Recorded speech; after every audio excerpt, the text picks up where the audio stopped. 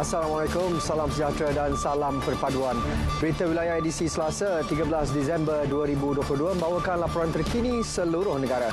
Saya Sahih Samsudin, kita ikuti paparan utama petang ini.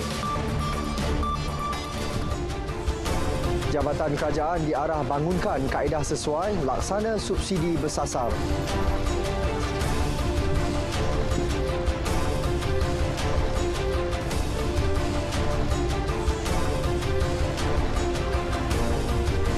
...4,795 kawasan berisiko banjir dikenal pasti di seluruh negara.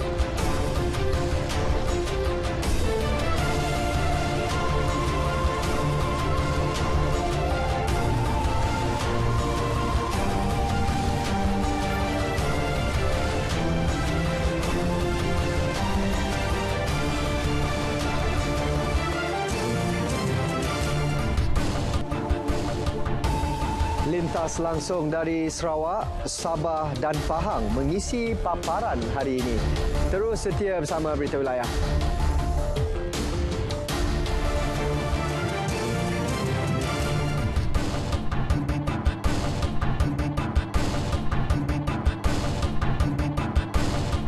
Jabatan Kerajaan diarah merangka serta membangun kaedah bersesuaian bagi melaksanakan subsidi bersasar dengan mengambil kira kepentingan pengguna dan industri.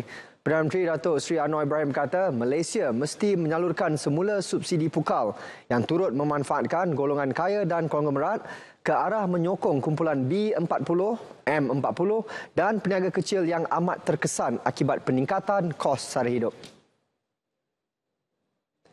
Sebagai contoh, beliau berkata Tenaga Nasional Berhad TNB mempunyai hampir 10 juta pengguna. Namun 10% daripadanya yang meliputi kumpulan konglomerat menikmati lebih daripada 50% subsidi elektrik. Perdana Menteri berkata demikian dalam kenyataan yang dikeluarkan selepas mempengerusikan mesyuarat Majlis Tindakan Sara Hidup NAKOL hari ini.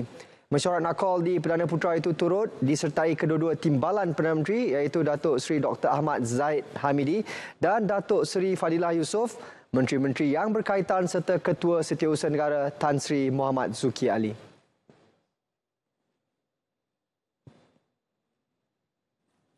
Penduduk terjejas banjir diminta tidak bertangguh untuk berpindah ke Pusat Pemindahan Sementara PPS jika menerima arahan daripada pihak berkuasa bagi mengelak kejadian tidak diingini. Ia berdasarkan Seksyen 4C-1 Akta Pertahanan Awam Malaysia 1952 dalam kurungan Akta 221 yang membolehkan Angkatan Pertahanan Awam Malaysia APM ada kuasa mewajibkan penduduk terbabit berpindah ke PPS. Menteri di Jabatan Perdana Menteri Hal Ehwal Sabah, Sarawak dan Tugas-Tugas Khas, Datuk Armizan Muhammad Ali berkata, akta dilaksana atas faktor keselamatan dan penduduk perlu memberi kerjasama. Supaya masyarakat memberikan kerjasama dengan patuh kepada arahan itu. Kerana arahan tersebut dibuat mengambil kira faktor keselamatan. Dan saya fikir perlu kita maklumkan juga kepada awam. Jadi sebenarnya berdasarkan pindaan kepada Akta Angkatan Pertahanan Awam tahun 1952 iaitu Akta 221 di bawah Seksyen 4C. APM sebenarnya mempunyai kuasa untuk mewajibkan penduduk keluar berpindah ke PPS. Penduduk juga diminta mendapatkan maklumat terkini daripada sumber sahih termasuk pihak berkuasa beruniform serta kerajaan negeri dan pejabat daerah. Beliau terdahulu melawat PPS SMK Seri Semantan Temerloh. PPS ini mula beroperasi 8 Disember lalu. Jabatan Bomba dan Penyelamat Malaysia JBPM mengenal pasti 4,795 kawasan berisiko banjir, 186 kepala air dan 254 cerun kritikal di seluruh negara. Daripada jumlah itu, Sarawak merekodkan 1,034 kawasan berisiko banjir, Kelantan 595 dan Pahang 554. Ketua Pengarahnya, Datuk Seri Muhammad Hamdan Wahid berkata penduduk yang tinggal dan berada di kawasan berisiko banjir perlu sentiasa berwaspada dan peka serta bersiap sedia menghadapi musim tengkujuh. Kita menerima setiap 4 jamnya maklumat-maklumat berhubung dengan cuaca dan juga berhubung dengan paras air sungai daripada Mets Malaysia dan juga JPS. So kita ada kolaborasi yang amat rapat. Pasukan kita sekarang ini sentiasa ada di pangkalan hadapan untuk memastikan kesiapsiagaan dari segi aset dan juga tenaga manusia bagi memberi bantuan pemindahan. JBPM turut menasihati orang ramai mengelak daripada mengunjungi tempat dan kawasan berisiko seperti kawasan rekreasi yang kerap berlaku kepala air, pantai, tasik, jeram dan sungai yang boleh mengundang bahaya. Semua pejabat daerah dan tanah di Perak telah diarahkan untuk mengenal pasti kawasan penempatan semula penduduk terjejas banjir. Menteri Besar Datuk Seri Sarani Mohamad berkata antara faktor yang perlu diambil kira termasuk aspek keselamatan selain sosioekonomi penduduk yang dipindahkan. Beliau mengakui terdapat keperluan untuk memindahkan penduduk ke penempatan baru susulan kejadian banjir yang kerap berlaku. Cuma kadang-kadang orang yang terlibat banjir ini duduk tepi sungai. Pekerjaan dia, pendapatan dia bergantung kepada sungai itu. Jadi kalau kita pindahkan dia jauh daripada sungai, dia pula akan hilang punca pendapatan. Sebab itu, bila nak memindahkan ini, kena ambil kira. Pertama, kawasan nak ditempatkan itu kawasan yang sesuai, yang lebih selamat daripada kawasan asal. Yang kedua, tidak jauh daripada tempat dia mencari makan. Setakat ini, hanya satu kawasan dikenal pasti iaitu di Kampung Air Hitam, Cangkat Jong dalam daerah Hilir, Perak.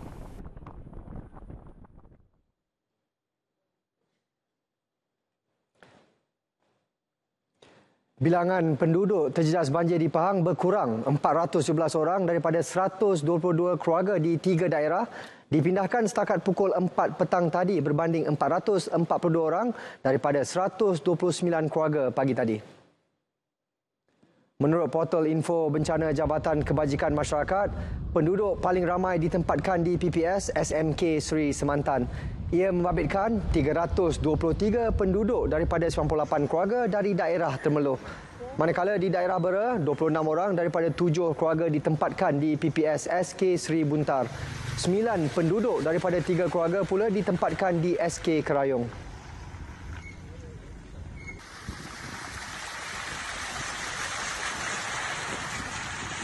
Pekan menjadi daerah terbaru dilanda banjir apabila sebuah PPS dibuka di Sekolah Kebangsaan Sinar Mutiara, Sungai Miang yang kini menempatkan 68 orang daripada 16 keluarga. Jumlah itu dijangka bertambah berikutan hujan berpanjangan sehingga kini. Laporan lanjut bersama wartawan Ayu Norehan Saleh.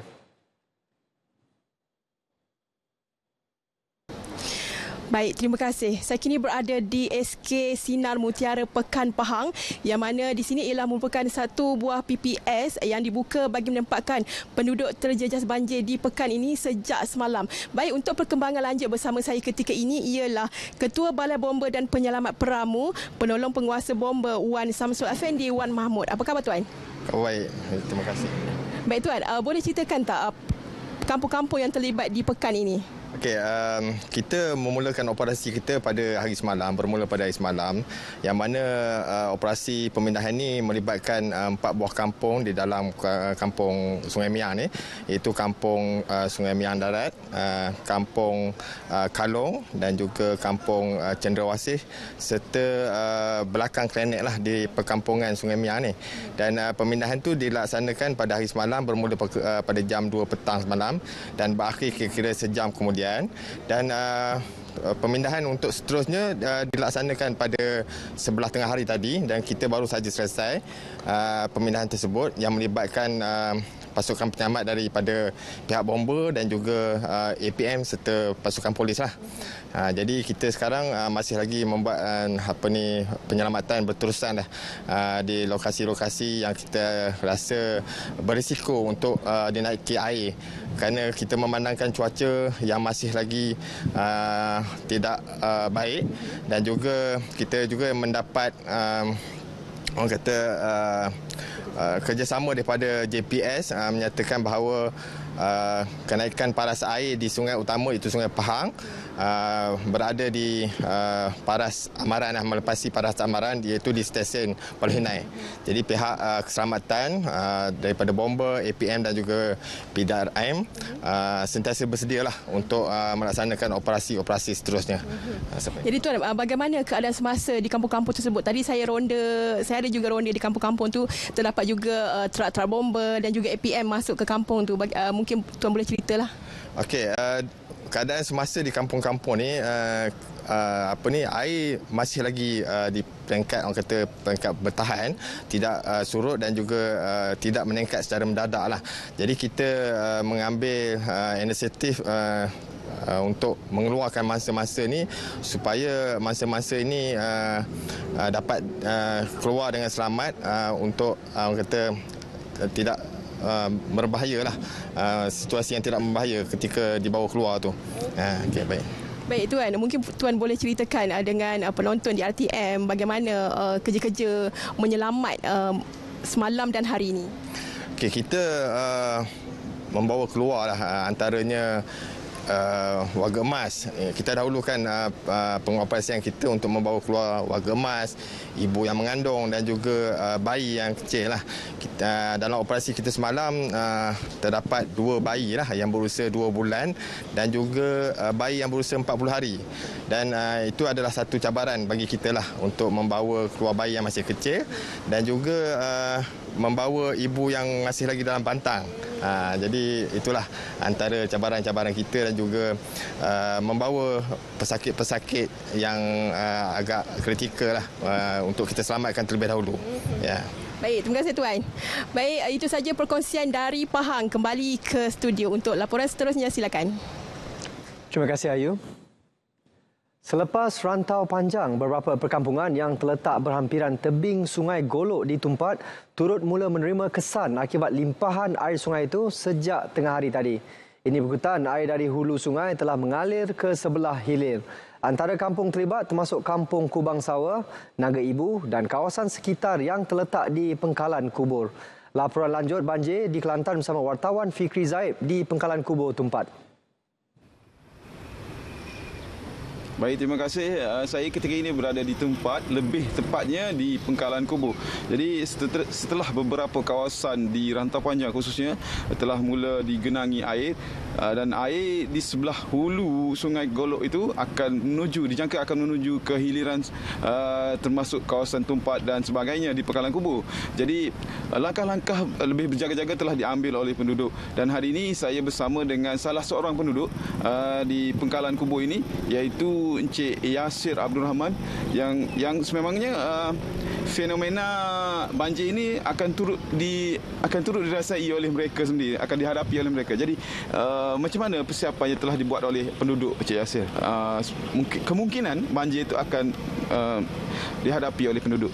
Ya, setakat ni alhamdulillah lah, setakat ni kita ada dah buat persiapan untuk menghadapi banjir yang mungkin agak besar ke kecil ke, tapi kita walau bagaimanapun kita dalam keadaan bersedia lah menghadapi apa-apa kemungkinan. Jadi barang-barang yang di bawah di kawasan bawah kita letak dia di tempat yang selamat lah untuk mengelakkan daripada ditinggalkan oleh air. Lepas tu masalah bot apa semua kita sudah siap sedia lah untuk menghadapi segala kemungkinan. Jadi berdasarkan pemantauan semasa yang dibuat oleh penduduk setakat ini, macam mana air Sungai Golok tu di sepanjang perkampungan di Pengkalan Kubur itu sendiri? Setakat ni yang saya tengok air di kawasan Sungai Golok tu dia ada peningkatan sikit lah. Yang itu di sebelah malam lah. Tapi di sebelah pagi dia akan surut balik lah. Tapi di sebelah bendang ni dia ada kemungkinan dia naik juga lah. Dia naik untuk seketika lah. Jadi saya tengok persiapan penduduk pun dah mula membuat persiapan awal untuk menghadapi sebarang kemungkinan. Terima kasih Cik Yasir kerana sudi bersama berita pada petang ini. Jadi ketika saya berada di sini juga cuaca di sebelah tempat ini sedikit mendung dan hujan kadang-kadang turun. Jadi apapun pastikan persiapan awal dilakukan oleh semua. Kembali saya fikir itu saja dulu perkembangan yang dapat saya kongsikan langsung dari tempat. Kembali kepada rakan penyampai di Angkasa Puri, silakan. Terima kasih Fikri Zaid. Di Perak, 175 penduduk masih ditempatkan di 3 pusat pembinaan sementara PPS melibatkan 3 daerah. Untuk perkembangan terkini, kita bersama Saiful Airi Sabirun. Silakan Saiful. Baik, terima kasih. Setakat pukul 2 petang tadi, PPS Dewan Sekolah Menengah Abdul Rahman Taib di daerah Hili Perak masih lagi menempatkan 133 penduduk daripada 30 keluarga. Manakala PPS Sekolah Kebangsaan Slim River di daerah Mualim pula menempatkan 14 penduduk daripada 5 keluarga. Dan sementara itu di PPS Sekolah Agama Rakyat Padang Serai di daerah Manjung, di lokasi ketika ini saya berada, masih lagi menempatkan 28 penduduk melibatkan 7 keluarga. Jadi untuk mengetahui perkembangan dan juga cerita penduduk di sekitar kawasan ini, kita nak bersama dengan Puan Mariani Abdul Rani yang merupakan salah seorang mangsa di kawasan ini. Jadi apa khabar Puan? Khabar baik, alhamdulillah. Baik Puan, mungkin Puan boleh ceritakan kepada penonton di luar sana perkembangan ataupun pengalaman Puan berada di PPS ni dan juga menghadapi banjir ketika ini. Okey, sebelum ni kita orang dah mengalami banjir fasa pertama. Kemudian kita orang dah balik cuci rumah dan rumah air pun dah kering semua dan selama 5 hari kita berada di rumah. Masuk hari ke-6 kita pindah semula ke sini sebab air mula masuk ke rumah dan penuh dalam rumah. Jadi dalam kawasan rumah tu kita dah tak ada tempat untuk duduk. Jadi kita terpaksa jugalah berpindah ke sini lagi sekali untuk kali kedua. Dan untuk kali kedua ini bila masuk ke kawasan ini? Malam tadi pukul 7 malam. Jadi sebelum ni untuk yang kali pertama tu berapa hari berada di PPS Kak? Yang pindah kali pertama tu bermula pada 15 November selama 22 hari. Kita orang berada di sini selama 22 hari. Jadi itu jangka waktu yang sangat lama kan. Jadi mungkin Akak boleh ceritakan apa saja aktiviti Akak dan juga rakan-rakan yang lain yang berada di PPS ni? Selama 22 hari itu memang banyak aktiviti jugalah daripada Kementerian Kesihatan, daripada JKM dan daripada kaunselor, daripada pejabat pendidikan daerah. Diorang ada datang buat aktiviti untuk anak-anak kita orang. Kemudian Kementerian Kesihatan diorang datang selain dari bagi ceramah untuk menangani stres. Maklumlah dah 22 hari kita di sini. Kemudian diorang bagi ceritalah macam mana untuk menangani stres. Dan JKM pun ada bagi barang-barang untuk kita orang beraktiviti lah. Dan untuk anak-anak pun dia orang ada bagi buku color untuk aktiviti anak-anak di dalam pusat pemindahan ni lah. Jadi syarat dengan pelbagai aktiviti yang dilakukan di sini ya? Ya betul. Memang ada aktiviti. Jadi saya kira setakat itu saja perkongsian yang boleh saya kongsikan kepada semua. Jadi kita kembali semula ke Angkasa Puri. Terima kasih Saiful. Bagi mengikuti perkembangan cuaca semasa, kita bersama Pegawai Met Malaysia Dr. Anis Nabila Mohamad. Assalamualaikum dan salam sejahtera. Kita mulakan laporan cuaca kita pada hari ini dengan melihat kepada amaran angin kencang dan laut bergelora kategori pertama, kedua dan juga ketiga seperti yang telah ditandakan dengan warna kuning, jingga dan juga merah. Amaran ini berkuat kuasa sehingga 15 Disember nanti melibatkan kawasan perairan Tioman, Samui, Kondor, Bunguran, Reef South, Reef North, Layang-Layang dan juga Palawan. Amaran ini juga termasuk kawasan perairan Kelantan, Terengganu dan juga Pahang. Perlu diingatkan, sepanjang amaran itu berkuat kuasa, keadaan ini amatlah berbahaya bagi aktiviti perkapalan dan perairan, terutamanya yang melibatkan bot-bot kecil, sukan dan juga rekreasi air.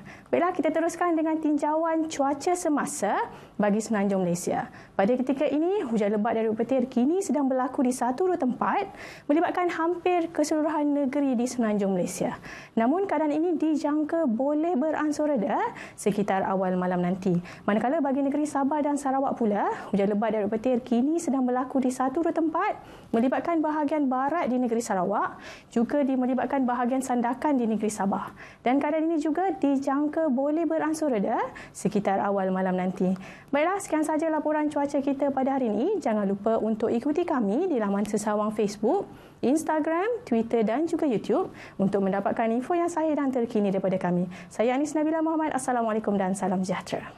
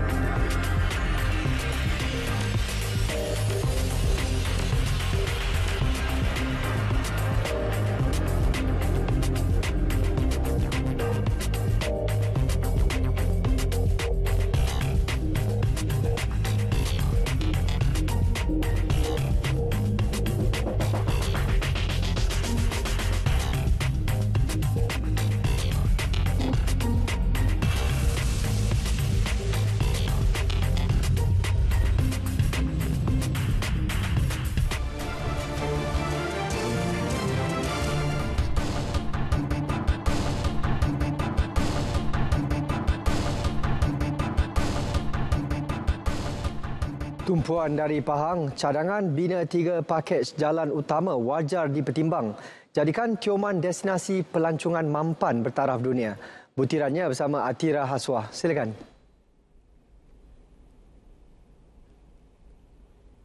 Terima kasih, Zahir. Pernah tercatat sebagai antara 10 pulau tercantik di dunia, Pulau Tioman yang berkeluasan 136 km persegi perlu ditambah nilai komersialnya bagi menjadikan ia destinasi pelancongan dan mampan bertaraf dunia. Justru projek jaringan jalan raya di Pulau Peranginan itu perlu dibina segera bagi menghubungkan 6 kampung utama, antaranya Kampung Tekik, Kampung Juara, Kampung Air Batang, Kampung Salang, Kampung Mukut dan Kampung Genting.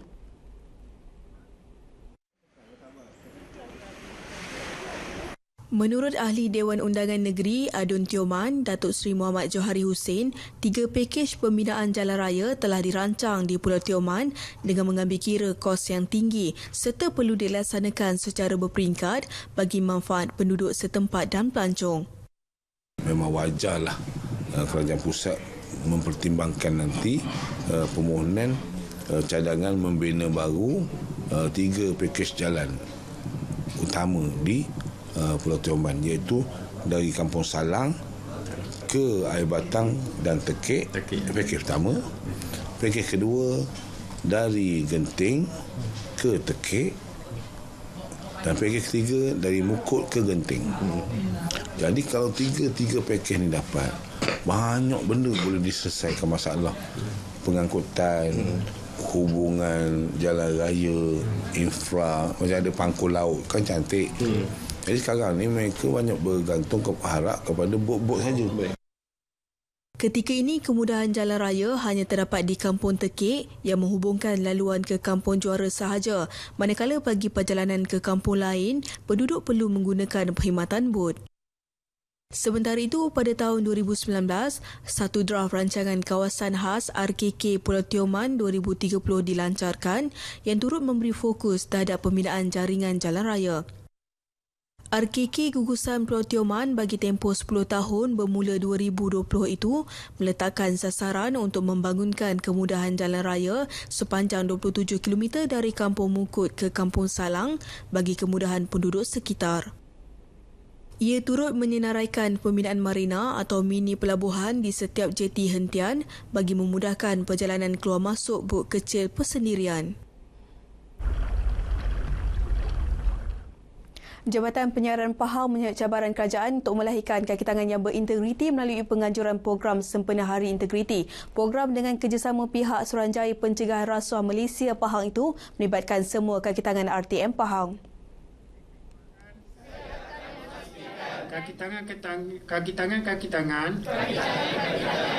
Menurut Pengarah Penyiaran Pahang, Arifin Awang, program berkenaan dianjurkan bagi memberi kesedaran kepada kaki tangan agar memudayakan integriti. Kita adakan kerjasama bersama dengan SPRM bagi kesedaran kepada semua kaki tangan daripada RTM Pahang supaya punya kesedaran dan juga faham apa itu integriti lah. Dan kita juga mengharapkan selepas daripada perhimpunan ini timbul kesedaran lah di kalangan kaki tangan kita berkenaan dengan integriti dan apa yang boleh kita buat dan apa yang kita tidak seharusnya kita lakukan semasa kita bertugas di RTM. Turut diadakan talimat kesedaran masyarakat sempena Hari Integriti serta lafaz dan sesi tanda tangan ikrar bebas rasuah. Dalam bacaan ikrar bebas rasuah dalam usaha memupuk golongan cilik menunaikan solat subuh berjemaah, pihak Masjid Saidina Umar Al-Khattab Taman Cenderawasih di Kuantan membuat kelainan dengan menyediakan wang saku kepada kanak-kanak yang hadir menunaikan solat subuh. Menurut Timbalan Pengurusinya Ibrahim Muhammad Yunus Ismail, setiap kanak-kanak yang solat berjemaah dan seterusnya mendengar kuliah agama akan menerima RM5 setiap seorang.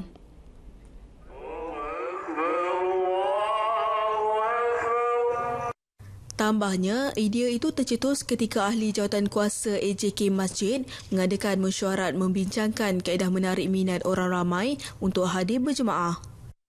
Jadi tujuan dia adalah untuk mewujudkan satu kesedaran kepada kanak-kanak supaya hadir ke masjid untuk berjemaah. Di samping itu, sebenarnya adalah sasaran kami kepada ibu bapa, menggalakkan ibu bapa tu menghantar anak ke masjid subuh di samping ibu bapa sendiri akan turut sama.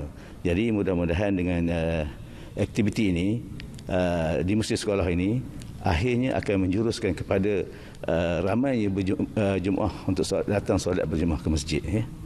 Pemberian wang itu adalah hasil sumbangan jemaah dan dana masjid. Hari pertama kempen menyaksikan kehadiran kanak-kanak ke masjid pada waktu subuh meningkat kepada kira-kira 40 orang berbanding sebelumnya kurang 10 orang. Sementara itu, jemaah yang ditemui memuji usaha pengurusan Masjid Taman Cenderawasih dalam menarik minat golongan muda untuk solat berjemaah di masjid. Pandangan saya, program ini sangat baiklah. Satu sekali, kita lihat generasi sekarang adalah satu generasi yang di akhir-akhir ini memang jarang ke masjid, kan? Jadi satu galakan lah, walaupun dalam bentuk imbuhan, tapi itu galakan lah, Jadi bukan sesuatu yang negatif, positif. Saya lihat kalau budak-budak ni dijinak dengan masjid, insya-Allah dia jadi orang yang baik lah. Usaha dari pihak masjid baguslah untuk tarik, dia bukan tarik anak-anak kecil je. Yang kita nampaknya nak tarik ibu bapa sendirilah yang tujuan utamanya tu kan. Kempen solat subuh berjemaah dilaksanakan sehingga 31 Disember. Selain wang saku, kanak-kanak yang mencapai sasaran kehadiran berpeluang mendapat hadiah khas seperti basikal daripada pihak masjid. Paparan itu mengakhiri berita dari Pahang. Kembali bersama Sahi di Angkasa Puri. Terima kasih Atira. Mayat kanak-kanak lelaki yang dilaporkan hilang selepas terjatuh ke dalam tali air di Kampung Kebur Besar Manis semalam ditemukan pagi tadi. Mangsa Muhammad Sufi Ijaz Muhammad Sobri, 3 tahun, ditemukan pasukan mencari dan menyelamat kira-kira pukul 11.34 pagi. Masa tu dijumpai oleh tim penyelamat. Jarak dia daripada dijumpa itu anggaran lebih kurang 500 meter daripada lasing dia jatuh. Dan masa yang kita jumpa itu dalam jam lebih kurang 11.34 pagi lah. Mayat mangsa kemudian diserahkan kepada pihak polis untuk tindakan lanjut.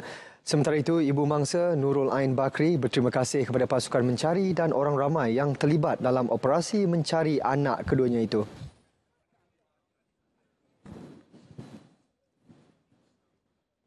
Saya terima kasih sangat-sangat. Saya tak kenal pun siapa-siapa. Lama sangat mendoakan dia, lama sangat semayang hajat, lama sangat baca yasin untuk dia, memang lama. Ahli anggota bomba, Jepang apa semua mari. Terima kasih yang amat sangat. Saya tak kenal siapa-siapa pun. Petang semalam, kanak-kanak terbabit dikuatiri lemas selepas terjatuh dari jambatan tali air. Dalam kejadian kira-kira jam 4.15 petang itu, mangsa dikatakan sedang bermain di atas jambatan bersama abangnya sebelum tergelincir dan terjatuh ke dalam air.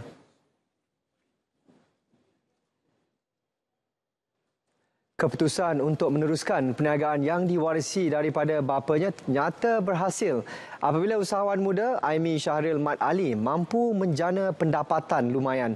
Buktinya, perusahaan belacan dan ikan bilis yang diusahakan bukan sahaja menguntungkan, malah membuka peluang rezeki kepada pekerjanya. Taufik Adanan menyingkap kejayaan anak muda ini. Jawatan angkat di kampung Hujung Tanjung, Seberang Takir jadi lokasi jualan produk makanan tradisional. Di sinilah anak muda berusia 21 tahun ini meneruskan perniagaan arwah bapanya sejak lebih 20 tahun lalu. Kebekalkan minat dan permintaan pelanggan yang tinggi, produk jualan Aimi Syahril sering jadi pilihan. Nyata pengalaman membantu arwah bapanya sejak di bangku sekolah memudahkannya mengendalikan kerja-kerja memproses belacan dan ikan bilis.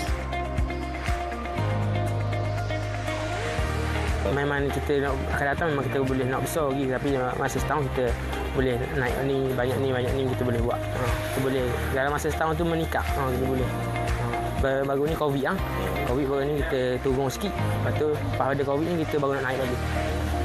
Baru nak terbalik kiranya kalau setahun kita meningkat semua. Jualan kita dengan macam barang kita apa semua. Belacan yang dihasilkan hampir 1 tahun sebulan ini membolehkan Aimi Syahril meraih keuntungan hampir RM20,000. Justru khidmat 14 tenaga pekerja berpengalaman perlu untuk membantunya. Hasil laut diperolehi perlu diproses segera bagi menjamin kualiti, kesegaran dan rasa produk yang dihasilkan. Ikan bilis direbus dengan air yang dicampur garam kasar menggunakan kaedah pembakaran secara tradisional, iaitu arang dalam kayu api. Cara kita proses lain. Dia kualiti barang kita, udang kita guna macam ke belacan lain ada capur ikan, macam ada bahan-bahan lain juga orang capur. Macam kita ni udang 100% dengan tambah sirat je. Lebih kurang gitu lah. Ia ada ikan tu capur air batu dah kan. Kita dah ikan hari ni kita dikebul dulu ini. Jemur dulu. Kena molek, kalau panas molek. Ikan baru je hari ni. Kualiti produk dihasilkan Aimi Syahril diperakui pelanggan di Pasar Besar Kedai Payang, Kuala Terengganu. Belacan Terengganu ni memang memang orang luar suka beli. Dia dah masing. Habis tu dia famous dia berkualiti, dia bersih. Belacan Terengganu ni dia standing dengan dia lain pada negeri-negeri lain. Belacan dia memang puas hati. Dia orang Seberang Takir buat. Jadi orang kampung orang lama-lama. Kalau macam ikan bilis tu suka beli yang alu-alu, sedap makan. Dia cuci pun bersih, buang tak ada habuk. Cara dia bila masuk tu memang ngam dengan rasa. Meski permintaan meningkat, Aimi Syahril mengakui kekangan bekalan bahan mentah segar jadi cabaran buatnya. Namun tetap cekal meneruskan perusahaan tanpa bergantung kepada bantuan modal daripada mana-mana pihak. Taufik Adnan, RTM.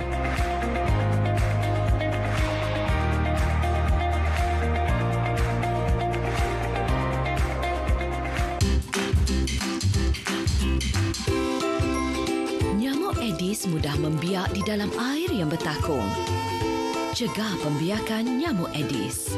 Pastikan bekas yang boleh menakung air dibuang dengan betul.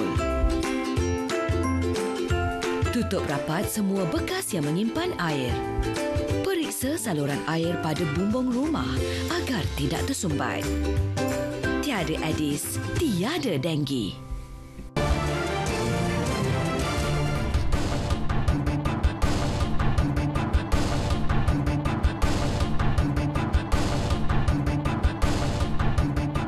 Kita ke perkembangan di Bumi Kenyalang. Fokus hari ini mengenai pelaksanaan pemberian tuala wanita percuma.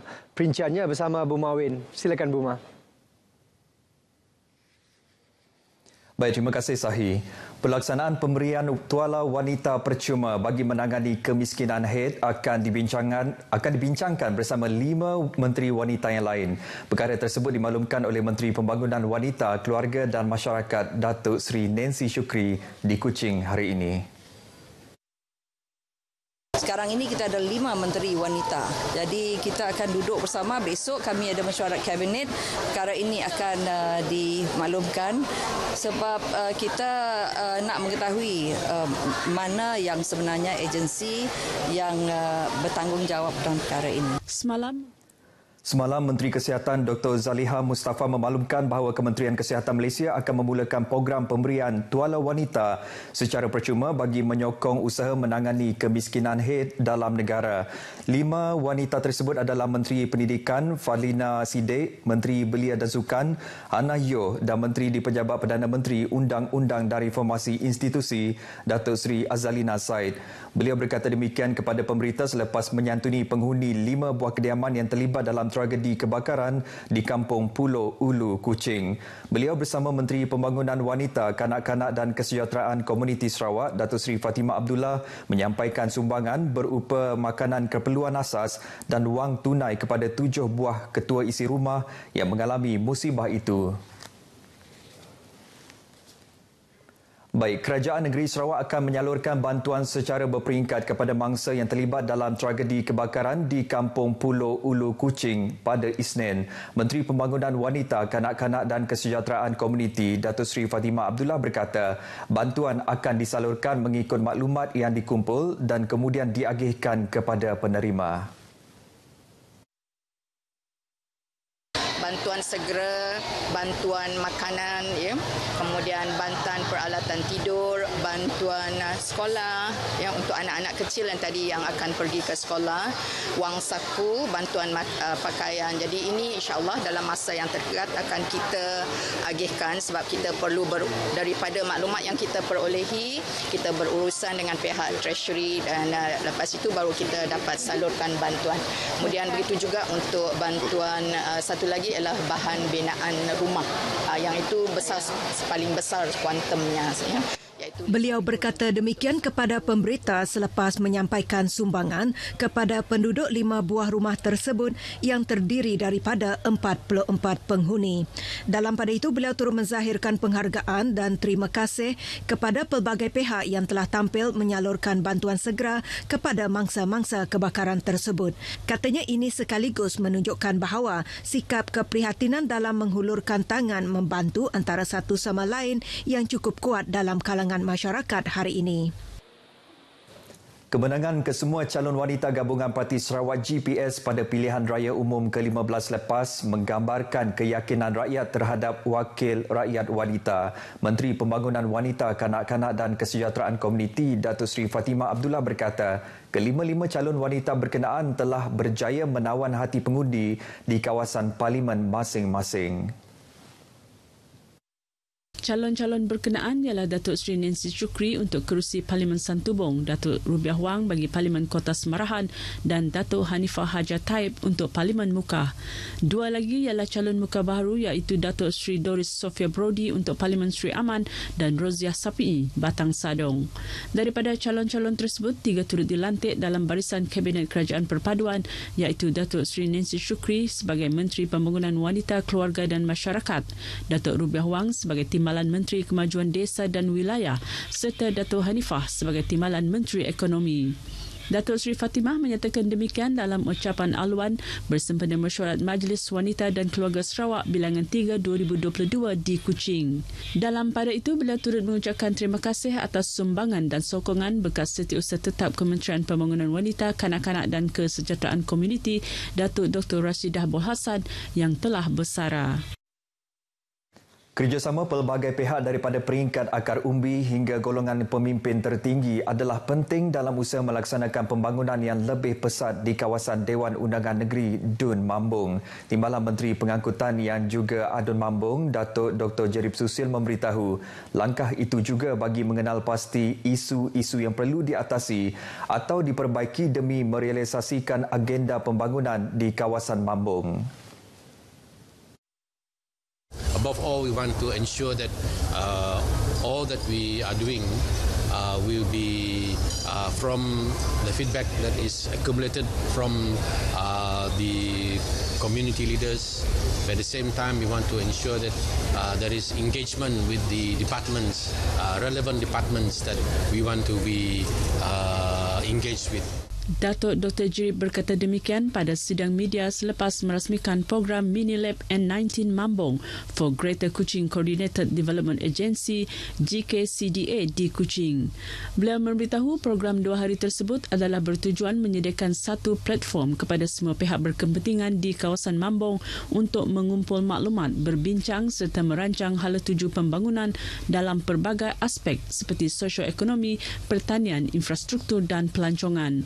Jelasnya antara aspek yang perlu diberi fokus dalam inisiatif tersebut adalah memperkasakan sektor pertanian, pembangunan produk pelancongan serta meningkatkan bidang keusahawanan dalam kalangan penduduk setempat terutamanya golongan muda.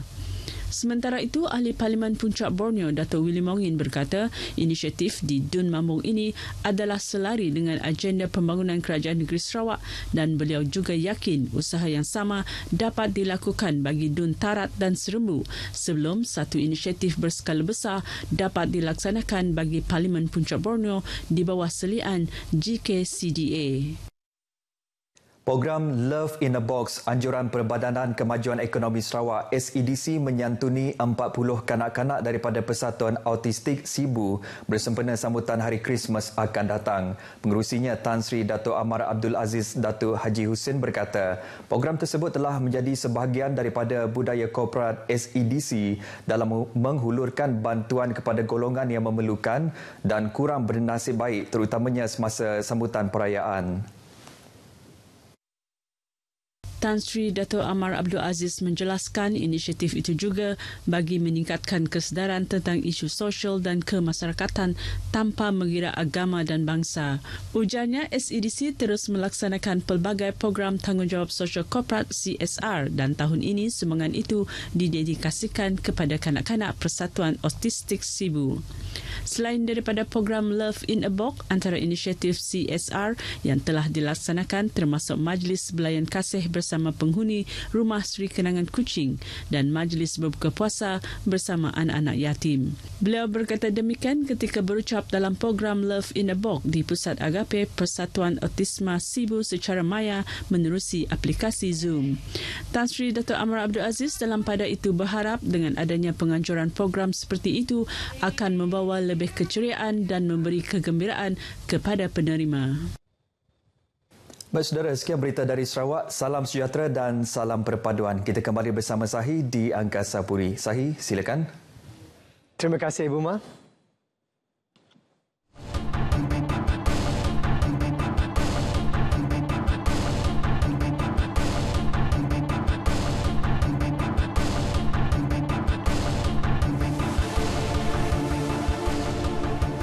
Beralih ke perkembangan di Sabah, antara fokus negeri di bawah bayu, tumpuan penuh diberi terhadap perkembangan revolusi industri 4.0. Butirannya langsung bersama Rita Aloysius Malik di Kota Kinabalu. Silakan Rita. Ya, sahih. Sabah sedang memberi tumpuan sepenuhnya terhadap perkembangan revolusi industri IR 4.0. Ketua Menteri Datuk Seri Panglima Haji Jinor berkata IR 4.0 mengubah cara kehidupan, pekerjaan dan komunikasi sama ada di tempat kerja maupun sekolah seiring perkembangan teknologi pesat di setiap lingkungan sosial. Jelas beliau, sejumlah 3.1 bilion ringgit telah diperuntukkan bagi pelaksanaan program Jalinan Digital Negara Jendela untuk meningkatkan jaringan internet dan liputan telekomunikasi, khususnya di kawasan pedalaman bagi mengadaptasi pembangunan IR 4.0. Ia dilaksana dengan kesedaran bahawa era IR 4.0 dan pasca pandemik memerlukan cara baharu dalam perancangan dan pengurusan aset untuk memanfaat pengguna. Datuk Haji G berkata demikian dalam teks ucapan sempena persidangan pengurusan Fasiliti Asia FMSC kali ketiga di Kota Kinabalu. Beliau berharap FMSC, Anjuran Malaysian Association of Facility Management dan Universiti Malaysia Sabah dapat membantu menangani isu cabaran strategi serta ketahanan berkaitan pengurusan fasiliti pasca pandemik.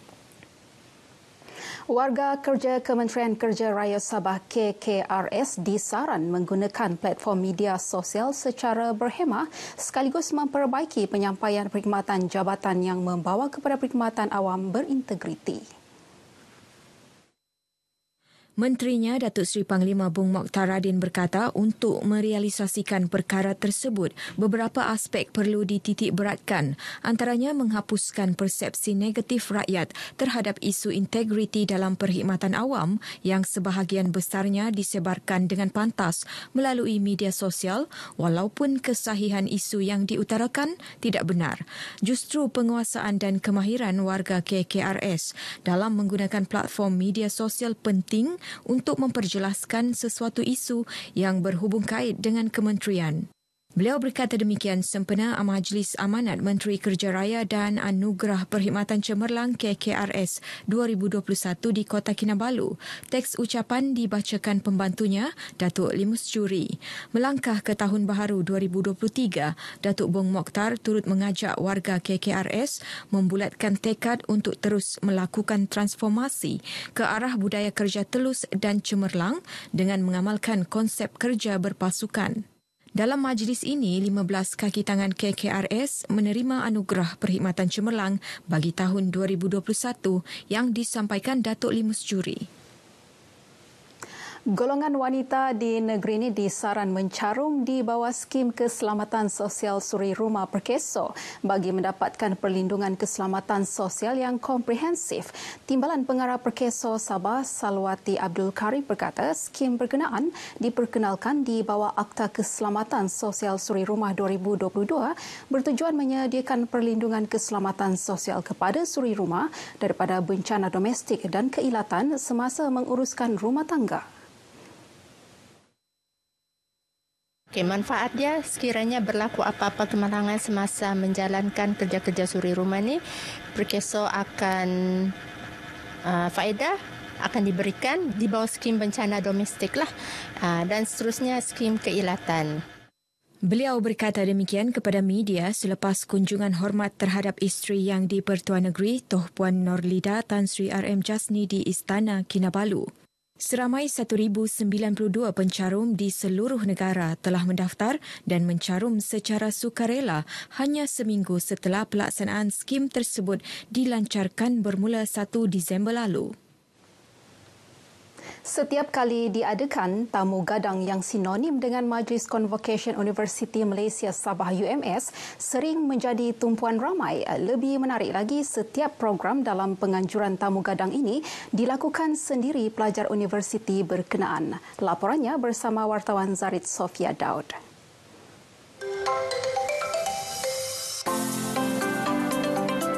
Diperkenalkan pada tahun 1999, tamu gadang merupakan antara tarikan utama orang ramai yang hadir ke Majlis Convocation UMS. Kali ini bersempena Majlis Convocation UMS kali ke-24, 35 ahli jawatankuasa tamu gadang dalam kalangan pelajar pelbagai fakulti bertanggungjawab mengawal selia dan mengatur aktiviti sepanjang 5 hari diadakan bermula 7 pagi hingga 8 malam.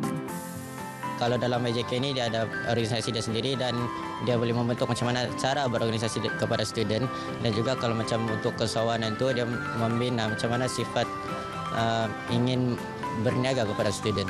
Bagi saya, pandangan saya bila UMS buka peluang kepada pelajar, bagi saya sangat berbesar hatilah diberi kepercayaan untuk handle program sebesar ini. Saya rasa saya lebih macam dulu kan macam saya bukan jenis orang yang macam mana spontan untuk bercakap. Tapi sekarang kan saya lebih yakin untuk megang mikrofon, tidak malu untuk bercakap di depan. Dari segi kepimpinan pula saya rasa saya punya kemahiran kendiri pun lagi meningkat lah.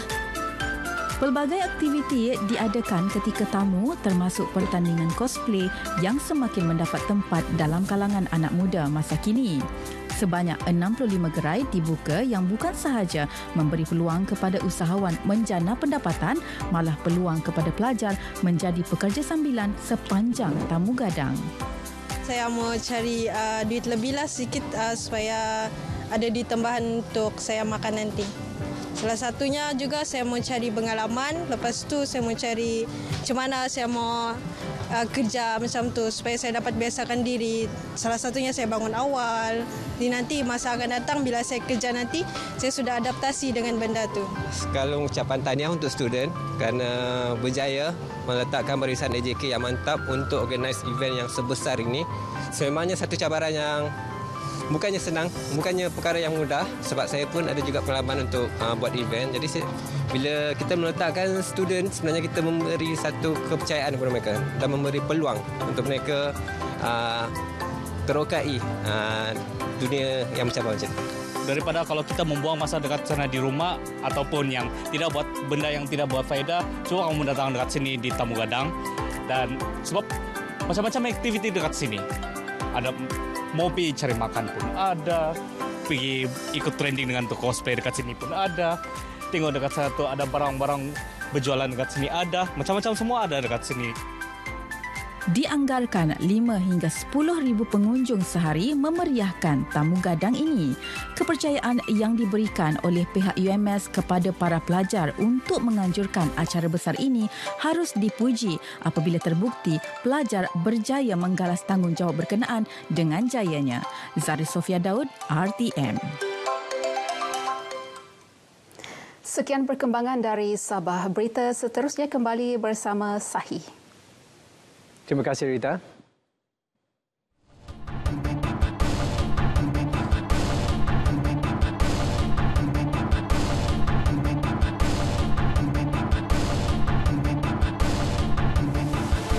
Wakil rakyat di Perak berisiko ditarik semula tauliah mengajar agama jika gagal mematuhi perkeliling mengenai larangan mengadakan aktiviti berbaur politik dan menyampaikan kuliah agama di masjid, surau dan surau diri Jumaat SDJ.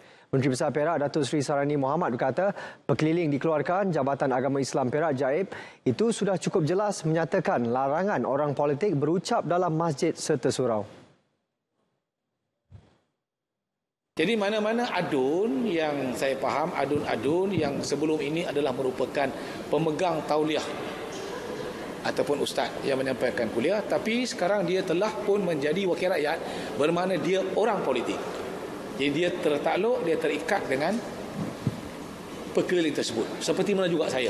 Sebab jika dia ingkar kepada titah tuanku, mana mungkin tauliah dia tarik balik. Sebab yang penting ialah titah tuanku itu. Dia tak ada banyak cerita, iaitu orang politik tidak dibenarkan berucap di dalam masjid dan surau. Apa pun jawatan dia, termasuk saya.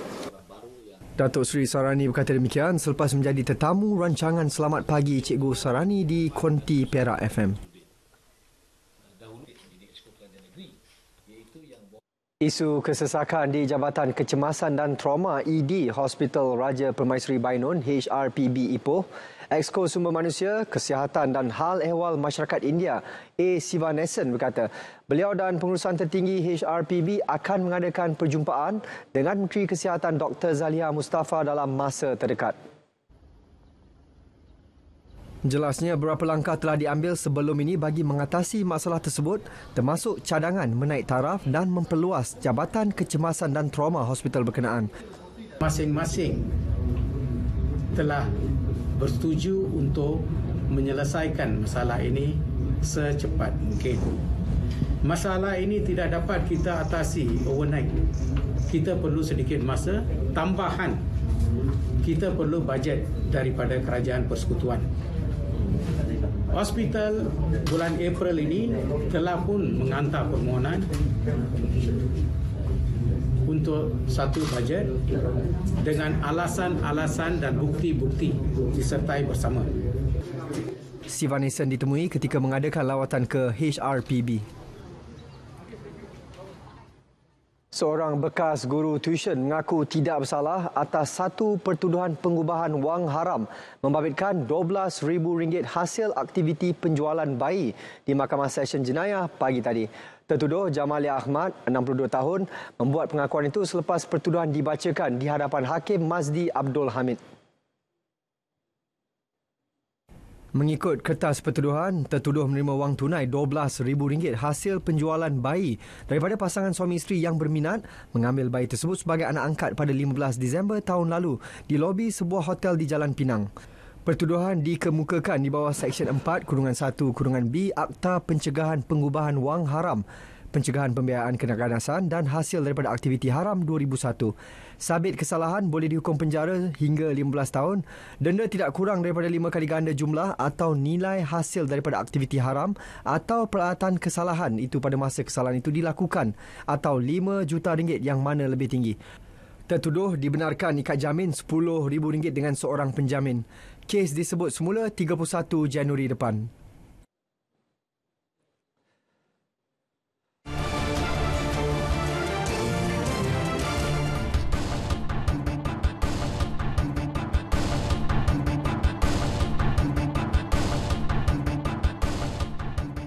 %40 atau 882 daripada 2,205 premis berisiko di Johor masih tidak mempunyai sijil perakuan bomba FC seperti diperuntukkan mengikut Akta Perkhidmatan Bomba 1988 dalam kurungan pindaan 2020 dalam kurungan Akta 341. Premis tersebut termasuk bangunan kerajaan, hotel, kilang dan pusat beli belah. Ketua Pengarah Jabatan Bomba dan Penyamar Datuk Seri Muhammad Hamdan Wahid berkata, premis berkenaan sama ada gagal dalam permohonan mereka atau masih belum memohonnya. Ini suatu yang membimbangkan kerana kita tidak mahu bangunan-bangunan yang mempunyai risiko khas seperti ini tidak mempunyai fire certificate. Jadi saya menyarankan kepada empunya bangunan untuk datang memohon bagi pemeriksaan bangunan tersebut dan juga bagi pematuhan kepada peraturan dan keperluan di bawah kehendak piawaian, peraturan dan juga undang-undang keselamatan kebakaran. Memperoleh FC boleh didenda sehingga RM50,000 atau 3 tahun penjara mengikut Akta 341. Yang di-Pertuan Agong Al-Sultan Abdullah Riyatuddin Al-Mustafa Billah Shah berkenan berangkat ke Doha, Qatar selama 6 hari bermula hari ini. Lawatan khas berkenaan susulan jemputan peribadi Emir Qatar Sheikh Tamim Hamad Al Thani sempena Piala Dunia FIFA 2022. Kenyataan Datuk Pengelola Bijaya Diraja Istana Negara, Datuk Seri Ahmad Fadil Syamsuddin memaklumkan, selain berangkat menyaksikan aksi separuh akhir dan final Piala Dunia, Seri Paduka turut dijadual melakukan kunjungan hormat dengan Sheikh Tamim. Dalam rangka lawatan khas ini juga, Al-Sultan Abdullah dijangka menerima menghadap beberapa pemimpin kerajaan Qatar serta santapan bersama rakyat Malaysia di Qatar. Seri Paduka dijadual berangkat tiba ke tanah air pada 19 Disember. Sebelum ini, Al-Sultan Abdullah merupakan anggota jawatan kuasa eksekutif FIFA pada tahun 2015 hingga 2019. Berita wilayah berakhir di sini. Dapatkan perkembangan sahih sepanjang masa melalui portal berita.rtm.gov.my. Yang sahih di RTM, Assalamualaikum, salam sejahtera dan salam perpaduan.